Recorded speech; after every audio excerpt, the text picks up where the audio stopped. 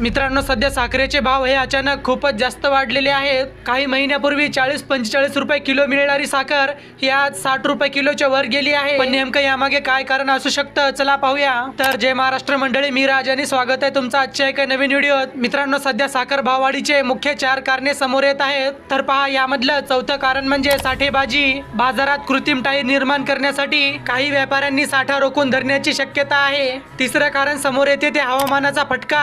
अपुरा पाऊस आणि कोरड्या हवामानामुळे ऊस उत्पादनावर नकारात्मक परिणाम झाला आहे। यातलं दुसरं कारण आहे सणासुदीची मागणी। गणेशोत्सव, नवरात्री आणि दिवाळी सारख्या सणांमुळे साखरेची मागणी अचानक वाढली आहे। तर आता यातलं पहिलं आणि सर्वात महत्त्वाचं कारण म्हणजे उत्पादनात घट। अपेक्षेपेक्षा कमी झालेली साखरेची निर्मिती आणि ऊसाचा रस इथेनॉल कडे वळवल्यामुळे बाजारात साखरेचा पुरवठा कमी झाला आहे। आता साहजिकच आहे, जी गोष्ट कमी मिळणार तिची किंमत जास्त असते। बाकी तुम्हाला या साखर भाववाढीबद्दल काय वाटते ते कमेंट करून सांगा।